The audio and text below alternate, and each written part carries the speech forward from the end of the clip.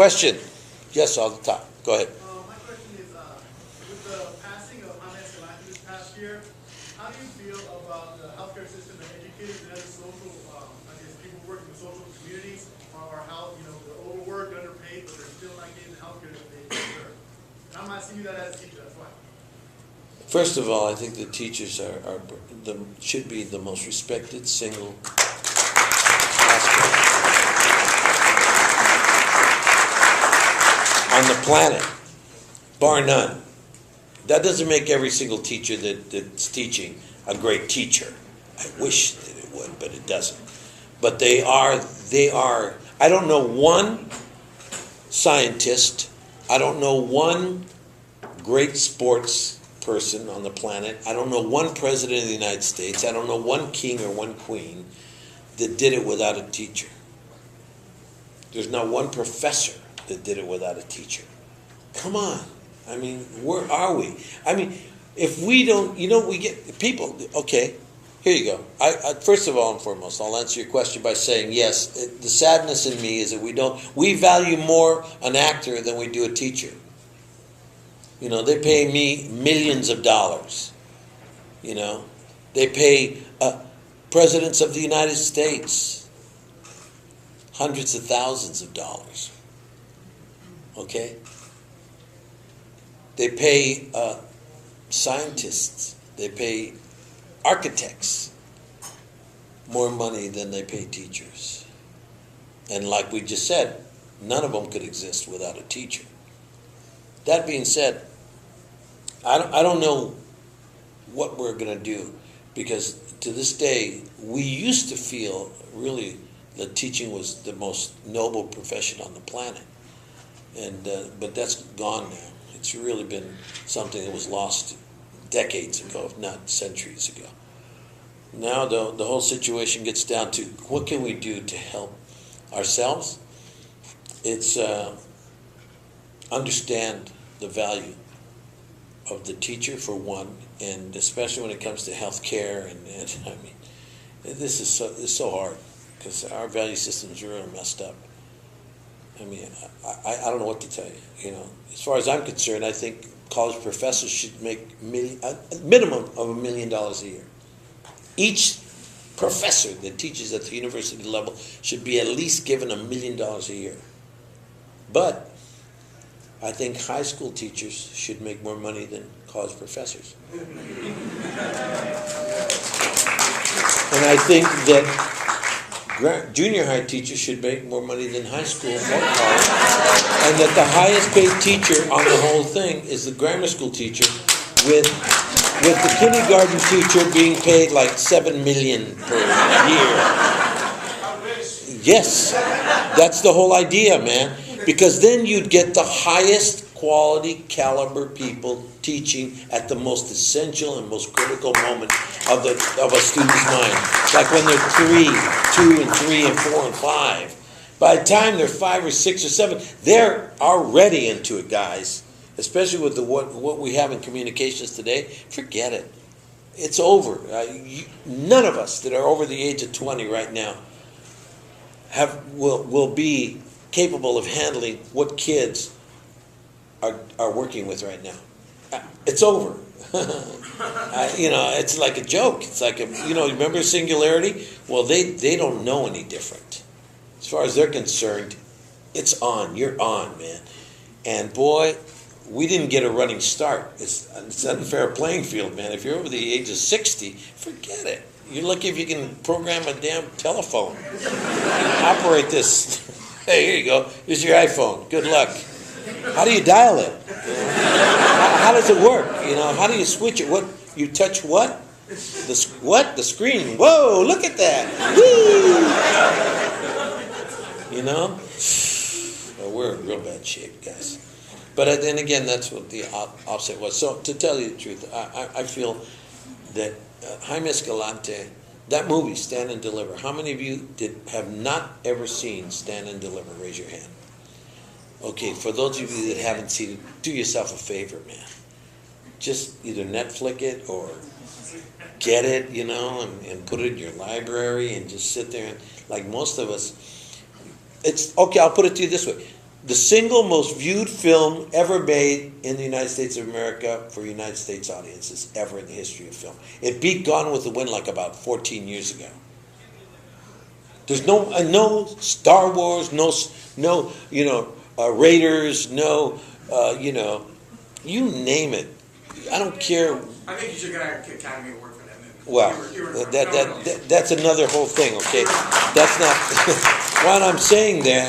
What I'm saying there is that movie has been seen by more people in the United States of America than any other film ever made in the history of film.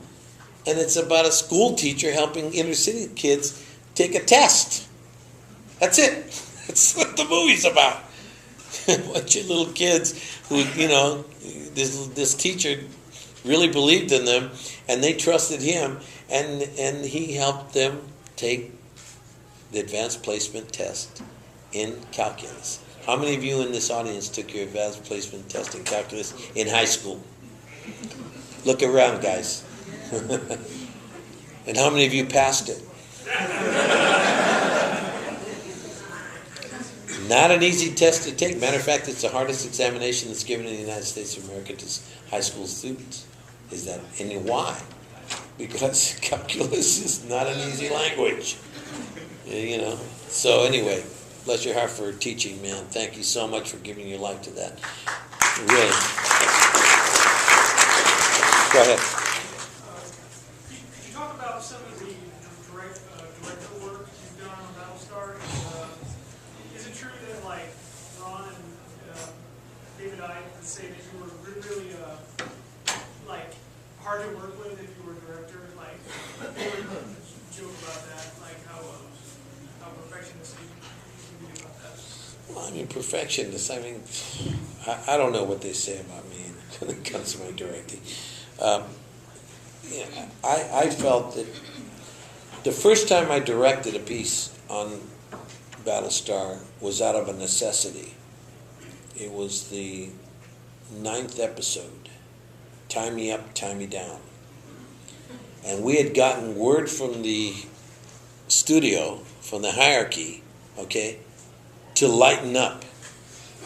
So they wrote a comedy. Here we are, the Battlestar, we're running for our lives. We just went through, 33, every 33 minutes we're getting annihilated by the Cylons. We're into a world where everything is gone and nothing, total depression. You talk about, and then they wanted a comedy to lighten it up. And I was so afraid of that episode. And I said, okay, you want a comedy? I'll direct it, period. That's it. I don't want any more to be said. If you want me to continue and stay on the show, man, I'm not going to give the directorial of this show to somebody who's going to come in and try to make us laugh. This wasn't about making people laugh. Lighten it up, okay. I'll give you light, but it's going to be through situation. And boy, was it, some of the things were hysterical. I mean, when Starbuck comes walking in and sees Baltar with 6, do you remember? The classic scene, boy. And the way we did it was, there was no special effects. It was all done in real time, and it was hysterical when we did it. And there was, there's some children in the room, so I don't want to get too graphic. But I will say that it was just one of the most beautiful, things that I'd ever been asked to do because of the difficulty of trying to stay true to the, where we were in the story, and then lighten it up a little bit and make it funny. And like when Ellen comes, that's when Ellen arrives on the ship, okay, and finds Ty, Colonel Ty. His wife comes back, and when I told him, okay, what I need you guys to be plastered, okay, and I need you, okay, Alan, I need you to put your foot across and touch Lee under the table with your foot, and you all remember? Yeah. Sure. The reaction, Jamie Bamber was hysterical when she. He's sitting there going, he just froze because he didn't know it was coming.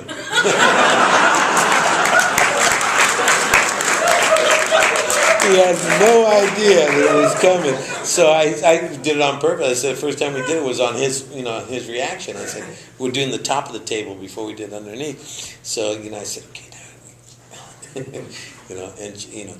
Katie is a brilliant actress. She's a wonderful, wonderful actress. And so I said, touch him. What? Reach across and touch him. Okay. Okie dokie. And so she put her foot right there, and he just went nuts. I mean, he just tried to hold on to it because he was on camera now. And he's looking at me, and he's looking at it, and he's looking at Ty, and of course he looks at her, and he's trying to back up, but he can't. The chair ain't giving, it's not on wheels, So it was hysterical. And then, of course, I took Ty and Ellen. I took them out the main hallway, and I said, okay, Ellen, when you come through here, and I said, put me up scaffolding. I want scaffolding everywhere, like the ship is just falling apart.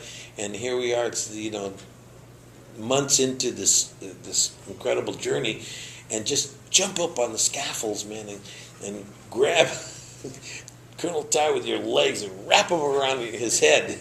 Oh, okay. Good old Ty just went, yeah! And I said, okay, now Baltar, come in and see this. Oh, okay.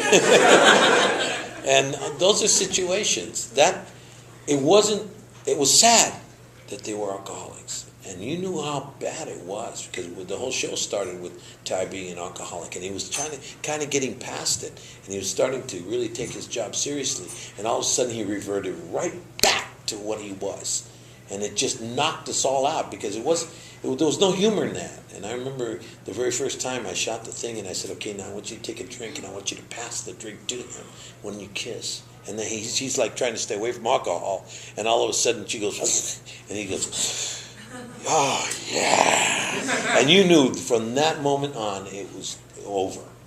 And it was, man. He turned into a worse alcoholic than he was before the show started. And so you saw the influence, and you started to realize what it was all about with them. And of course, all I can tell you is that was the process of directing and trying to stay on top of this whole thing. It was just, that was the need. I had no desire to, I was enjoying everybody that was coming in, but that one scared me a lot. And that's when I got the reputation, perfection. Are you kidding, guys? We're trying to keep our sanity here, and you want it to be funny. You want this to, and I understood it, so I said, okay, we'll put situations together, and you'll think it's funny, but it's going to be tragic.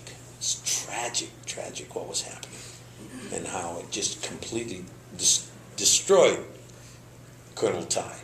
And from that moment on, it just went down. It kept on going down until he kills her. Poor guys that haven't seen the show. Oh, he's the one who did it.